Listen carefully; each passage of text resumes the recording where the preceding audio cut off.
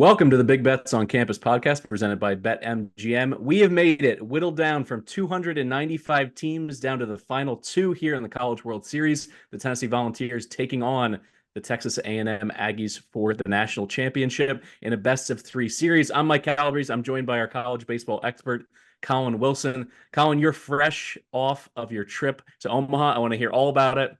The vibes, the players, the bad beats. And you even were able to sneak in a little name the mascot game, which has already gone viral as well. So, what was your favorite part of Omaha, Nebraska?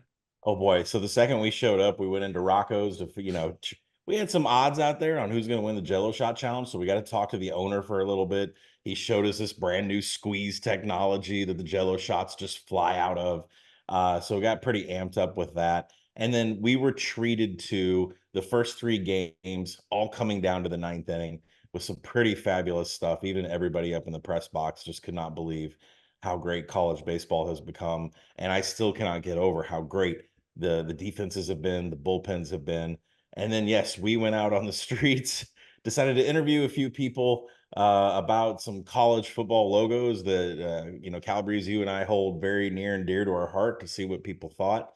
And I have to say, we left a lot on the cutting room floor. I mean, somebody called Appalachian State the crack pipe warriors. There was a lot that we left on the floor.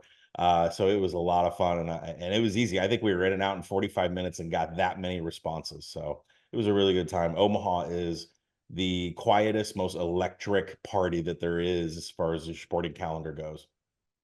My favorite two misnamed mascot school, logos were Temple, the Fighting Temple of Dooms, and James Madison being King Bulldog. They're forever King Bulldog for me. Forget the Dukes. That's just an awesome nickname. What was your favorite one of the bunch? Well, I had a hard time holding the camera steady when he said Temple of Doom, the Doom. I've never heard that. That's even your area. Have you ever heard that in your entire life? I have I never heard that, and I am an Indiana Jones fan as well. I appreciate the franchise, albeit the last couple weren't that good. But Temple of Doom should always have been a part of the vernacular. I can't believe we missed out on that. Yeah, I think I'll go with my personal favorite was the guy. There was a lot of guys in Omaha, and I get it. You want to look smart. They all stepped up to the microphone and said the same thing. I know every single college football team. I can name them all. And one of those guys was the guys that said Boise State Birds on the Ball State Cardinals logo. That guy was so confident he knew everything, but that Ball State bird there got him so bad. So that guy is my personal favorite because he thought he knew them all. All right, we're going to hop into this national championship best-of-3 series now, breaking it down. Tennessee against A&M. Tennessee, as we know, entered the tournament as the number one overall seed, the number one team in the country. A&M in the final AP poll was number 4. But the big story here is that Tennessee was able to navigate kind of a dicey super regionals. They went to 3 games with Evansville, ended their Cinderella run, and they could become the first team since this tournament expanded to 64 teams in 1999 to go ahead and win from the 1 seat. And that's what's interesting. Miami Hurricanes did it 25 years ago. You would think just by virtue of having the best team over the course of the season that it'd be, 25, 20% of these. The fact that we've gone 25 years without it is pretty wild. But when you look at their road and also their program history, this is Tennessee's first title game since 1951. A very proud program. They've churned out plenty of pros. They've been a mainstay in the super regionals. They made it to the College World Series so many times. But to go this long, to go 73 years, it's a huge accomplishment. And then on the other side, this is the Aggies' first appearance in the national title game. So some interesting history is going to be made on one side or the other here. How did they get here? Let's back up a minute. The Vols cruised through the regionals. They went 3-0 with a plus 21 run differential. As I mentioned, they end Evansville's Cinderella run in the Supers. Then they shocked Florida State with a 4-run ninth inning, winning on a walk-off to start their run in Omaha. From there, they handled UNC 6-1 and Florida State 7-2 in the semis. The Aggies went a perfect 5-0 through their regionals and super regionals. They only got tested by in-state rival Texas, who they went to extras with in the regionals. And then in Omaha, their pitching has finally risen to the occasion across the board. Their starters, their bullpen, they beat Florida 3-2 thanks to Jace Lavalette grabbing a go-ahead home run away from Florida's Cade Kurland. And after that, they dominated UK 5-1 and Florida 6-0. So here we are in the national title game, in the national title series, I should say.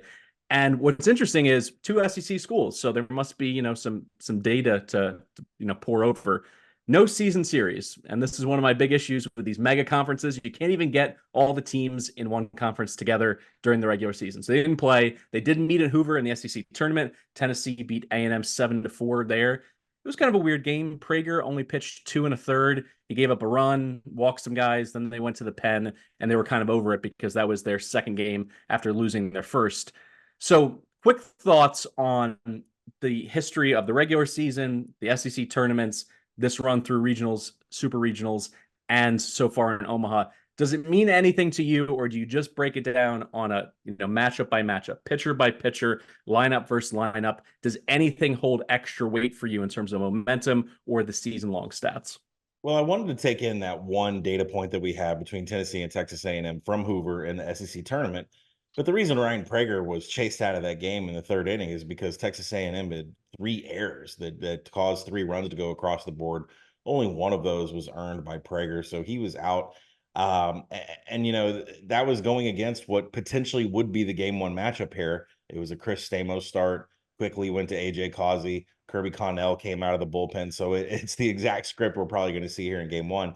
But I don't throw a lot of weight behind it just because of Texas A&M having so many errors defensively. That's what chased Prager out. So if we can eliminate the errors here in this game, which I have to say, I think the reason there's been so many unders, I mean, so many unders in Omaha is because college baseball is getting more talented by the day because with NIL and the ability to pay players, people aren't going to the minor leagues anymore. It's making our sport better. It's making our bullpens better, and it's making our defenses better. And I think that's what's been showing here. So I don't expect Texas A&M to commit those errors again.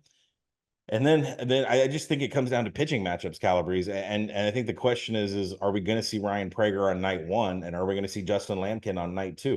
Considering we just saw Lampkin throw after 4 nights, I think that means that Schloss is ready to throw those guys out there, no matter if they get their normal rest or not. So I would expect to see Prager and Lampkin go game one, game two for the Aggies. So let me walk through your projections, because if it is Prager against Stamos, which is probably going to happen, you have Prager minus 140. The market currently has Tennessee minus 150 in game one. Then game two, Lampkin as a slate favorite minus 125, according to your numbers against Beam. And then Jones versus Sechrist is more or less a coin flip. So what's interesting to me right off the bat, I think this is a little bit rich for my blood. Tennessee minus 200 to win the national championship, A&M plus 170. Your numbers would indicate that should be a lot closer to a coin flip. What are your thoughts on the disparity between where the betting markets are and what the numbers are telling you? Well, we've said this on almost every single podcast. It's the Ryan Prager factor. His numbers have been so excellent over the season that he is fetching dominant numbers against other elite competition. And when you put him up against AJ Causey and Chris Stamos in the first game, you're going to get him about a minus 145. But if you were to put him up against Drew Beam, he'd be a favorite of about minus 130. So there's, I mean, the Prager factor here is not, I mean, these opening numbers that we're seeing, I'm seeing plus minus 210 on Tennessee, plus 150 on Texas A&M out there in these opening numbers.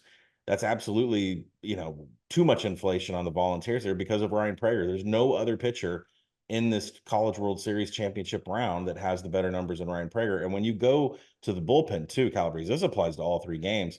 Evan Ashenbach has a better ERA, FIP, xFIP than Nate Snead coming out of that bullpen. And I could say the same thing about Chris Cortez coming out against Kirby Connell. Cortez gave up 2 walks yesterday, but earlier his 65 pitches that he had for Texas A&M were crucial, and he's been crucial all season long. So I would venture to say that A&M has the better bullpen here. They have the better team ERA. They both average about 9.1 runs per game, so there's no difference offensively. These two teams can crank it up, although you have to deduct a little bit from Texas A&M for missing out on Braden Montgomery. We don't know if the hamstring of Jay Slaviolette is going to be healthy or not. So we'll see there. But the number's outrageous, in my opinion. When you have Ryan Prager pitching for your team, how are you an underdog? Yeah, let's just stay on Prager for a second, because this is interesting from my perspective, having slowly warmed to the fact that he was an All-American level pitcher. Because when you watch him pitch as a lefty, he's not like some of the other top talent that we've seen that just blows batters away with his speed. He's throwing it in the low 90s, maybe tops out 93 miles an hour, but he works in a great slider. He has a lot of swing and misses with his changeup as well, and he does it with a lot of deception and commands. What are your thoughts on him compared to some of these other superstars? Certainly not in the Paul Skeens, stratosphere, but he's been consistently excellent for most of this season. What do you think about him against this Tennessee lineup that is absolutely loaded? Home runs per game, second nationally. Slugging, second. You look at the lineup top to bottom, they're one of the best hitting teams from a batting average perspective as well. They're 10th there. Christian Moore coming off a cycle. He's batting 385, 33 homers. Blake, in their infield as well. Third base is incredible. I'm interested to see what happens if there's a little bit of danger, a little bit of, Tennessee getting out in front early, because we have seen A&M pull Prager. What are your thoughts on this, matchup that's, in my opinion, more crucial for Tennessee to win game one against Prager than A&M to get that win? Yeah, you remember the handicap going into the College World Series was we knew that Tennessee would have a lot of success against Jamie Arnold for Florida State. And that is because Tennessee faced 3 consecutive southpaws on the mound, all of them through hard sliders, and they absolutely tore it up in the super regional round. So when we podcast about it, we said, hey, I think Jamie Arnold's going to get hit around with his, being a southpaw and throwing hard sliders. But that's not what we have here with Ryan Prager. We do have a lefty on the mound, but we have a heavy changeup that I don't think anybody else is able to reproduce. It's probably one of the best ones out there. So if Tennessee is able to touch up the changeup, which is a completely different pitch than the slider from the left-handed side, that's a different story. They're going to get Prager out of there real quick and go to Chris Cortez. But for Tennessee, this is a challenge because they are leaning back, loading up. What do they have? 5 players that have hit 20 home runs now. They're leading up, loading back for a fastball, but they're getting a pitcher with probably the best changeup that came to Omaha over all the 8 teams. I actually misspoke. I meant to say Billy Amick as their third baseman, another potential first rounder. Christian Moore is being mocked 16th overall to the Miami Marlins. So a ton of talent in this lineup for Tennessee. But you mentioned it already with Montgomery out. That obviously really hurts A&M, and a potential injury to Lavalette as well. Then you got Gavin Grahovic, as somebody who needs to pick up a little bit more, be more productive in the lineup. And Hayden Scott as well, the Ivy League transfer from Columbia, is arguably the best hitter left in this lineup. Do you think that they have enough to win in a higher scoring series, or does this need to be very much like their march to this championship series, in that they need their staff to hold the Vols under 3 or 4 runs every single game? They're going to need one of these games. They're going to play a close one, and they're going to need Aschenbach or Cortez to be elite out of the bullpen, which both of them have to this point. So, at some point they're going to get in trouble. I'm just still can't believe Justin Lampkin is pitching the way he was. I believe he gave up. Did he even give up an earned run over 2 outings? He had 8 innings over 2 outings and did it on 4 days rest. Pretty impressive there. So, I think Texas A&M has enough at the plate. But you can't let Tennessee go over 8 or 9 runs. Yeah, if they get to double-digit runs, that is going to be a problem for Texas A&M, only because Montgomery's not in the lineup. Jace Laviolette, can he take 2 bases, or is he station to station? Because he was having a hard time even getting back to the warning track on some fly balls in that winner against Florida. So, yeah, there are some problems here for Texas A&M, but at the same time, they have the dominant pitching stance when it comes from an analytics standpoint here. 4 of the last 5 championship series have gone to the pivotal winner, win it all, game 3. Do you see that exact same game script, game flow playing out between the Vols and Aggies? Yeah, I think if it goes to a game 3, I know the numbers say Tanner Jones versus Xander Sechrist is a coin flip, but Xander Sechrist has been on fire his last 3 or 4 outings. So to me, that would favor Tennessee, even though I know the numbers say it's a coin flip just based on recency. So, for me, my best bet, considering I make Prager minus 145 in game 1 against Stamos and Causey, and Justin Lampkin minus 125 against Drew Beam in the second game, that's a series price that makes Texas A&M the favorites. But because this number is so inflated with this Tennessee appetite in the market, there's going to be a plus 1.5 come out there on Texas A&M at minus 110. I would buy that, and then I would look to see what happens in game 3 with Xander Sechrist. That would be the worst case scenario if, for A&M, is to get lined up against Sechrist and a fresh bullpen. From a live betting perspective, is there anything that you're trying to prepare yourself for if one team falls behind? If there's, scoreless through 5, that's an auto over bet. You've given us situational spots through this entire ride in the postseason. Do you have another one here on deck? Yeah, I think, the Chris Stamos one early, there's been runs scored against him, and Tennessee has been quick to pull him. I would say the second a player gets on base for Texas A&M, you're either going to see a switch to AJ Causey or you're going to see Stamos try to leg it out for another. And that's when I would buy some sort of over at that point. But man, overs have been not very profitable here. It's an amazing amount of low scoring games. The wind has been blowing in 20 to 25 miles an hour. They had one day, I believe it was Sunday, 50-mile-an-hour gusts. But if that wind changes, which it does in Omaha, it did a couple times when there was incremental weather that postponed a couple of games.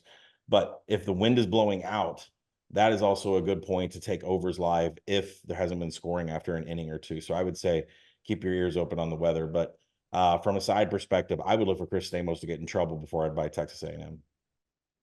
Two more questions before we get out of here. First, the overall fairness of forcing Florida to play two games in one day, facing elimination in both. I understand that there should be value and there should be a strategic advantage to being in the winner's bracket as opposed to the loser's bracket. I understand that. But do you think that's a bit much, that maybe we should change this format a bit, given the fact that you're going to deal with weather in Omaha in June? That's just something that's going to happen every single time around. So what are your thoughts on that? And like, obviously Florida knew what they were getting into. It wasn't sprung on them. Once there was, a cancellation, they were locked in. But it just seems to me, as someone who is relatively new in the past 4 or 5 years betting regularly on college baseball, that something at this level, when you're at the final four teams of your championship run, to have one having to play a doubleheader, that just seems a bit much. What are your thoughts? Well, you're talking about the same organization, the NCAA, that also would not give NC State an extra 12 hours or 18 hours to pass some COVID tests back in 2021 on their march to the national title. So a group as unforgiving as the NCAA is, making Florida play twice, I'm not shocked whatsoever. I will say, in defense of that, there were some pretty heavy storms rolling in on Thursday that they probably wouldn't have been able to complete any additional games if there were more than one. So that might have gone into the thinking too. But at the same time, we that what they did to NC State in 2021, nothing surprises me with some of the rulings that come out. Now, having been our man on the streets with Pete Rudin, where are the Aggies and Vols fan bases in terms of their emotional stability at this point? As I mentioned at the top, virtually uncharted waters. Tennessee not being in the national title game for 73 years. That's quite a cold streak, a drought. And then A&M, this is the first time that they're in a spot to actually win a national championship. So where are their fans' heads at this point? Yeah, I mean, it's definitely two different stories. It's the same story that I see in college football world I'm seeing right now, and they are at max peak frenzy level. But the problem is Texas A&M, most of their fans run around saying, "How are we going to lose this? What's going to happen next?" Like they're it's like being a Razorback fan, like they're ready to be let down. As to where Tennessee fans are the most electric, positive, arrogant, and well-deserved arrogant. I mean, they think they've got this in the bag and nobody can defeat Tennessee. So it is definitely two different feelings between two different fan bases up there. But I suspect it's going to be electric. If somebody's not drinking a beer out of a shoe, I'll be disappointed. Were there any Smoky sightings? I got my Smoky shirt on. I was wondering if their blue tick coonhound had made the trip from Knoxville to Omaha. I did not see him, but I saw other blue tick coonhounds. I saw coonhounds all over the streets down there in Fahey and 13th. So everybody likes to bring their dogs, drink on a patio, and that Tennessee is very, very well represented, which is the reason why we gave them the best odds to win the Jello Shot tournament. Producer Matt Mitchell and I both have futures on Tennessee. This is the fifth straight national championship when you combine college football, college basketball, and college baseball for me that I have a team in the national championship game or series. I'm 1-3. Shout out to LSU last year, but it's been a rough run. San Diego State got fended to the wood chipper by UConn basketball. Same with Purdue. And then the Washington Huskies fell apart against Michigan. They could not complete a downfield pass. So I'm hoping that things will be a little bit different here, but I'm just going to ask for your advice purely from the numbers at plus 170. Should I hedge a little bit with A&M? I would definitely take the plus 1.5 on Texas A&M. If that's more priced around minus 110, you would have the option to cash both. All right. For Mike Calabrese, for Collin Wilson, I'm Mike Calabrese. This has been BBOC presented by Bet MGM. We've taken you from really the regular season of college baseball, which is something we're going to do every single year now. A shout out to all of our fans, everyone who left reviews, who's interacted with our content on TikTok, on YouTube, on Twitter, everywhere that you can find us on social. It's made a big difference. The brass has basically said, you've proven it. People want this. We're going to keep churning it out. So we'll be back next spring and summer with more college baseball. And because this is the last college baseball episode, obviously it means college football preview season is right around the corner. We're also going to hit you up with some Heisman future episodes, some big picture episodes before we get into breaking down all 9 FBS conferences. I'll leave this last question for you, Collin, for our audience. Which conference in college football are you most excited to break down from a win total futures perspective because it's so wide open? Well, don't think that I didn't drive through the state of Iowa to get back home without stopping at my local national book to get some legal wagers down. I placed a very huge long shot in Conference USA, and I placed a very huge long shot in the the new AAC. So they were both more than 20 to 1, and I absolutely cannot wait to talk about them. I'm waiting to plug them into the app until other books open up, because I mean, this book that's to the market, they're the very first ones to the market. I'd like to see if bigger numbers show up elsewhere, but I think Conference USA, that pod, like it was last year, should be pretty electric. As I've mentioned many times, leave a 5-star review, say something nice. I'm happy to hand out a $10 free future. Maybe you can go ahead and just tail Collin in Conference USA or the American. Happy to do it for our listeners. You guys make the show possible, and it makes it a lot of fun to deliver it to you on a weekly basis. All right, that's it for us. Enjoy the College World Series between Tennessee and Texas A&M. Go Vols. I'm going to throw that in there, Vols Navy. I don't know if there's a port there in Omaha, but I'm hoping you guys show out and give the team a little extra juice to get over the hump. Thanks for listening.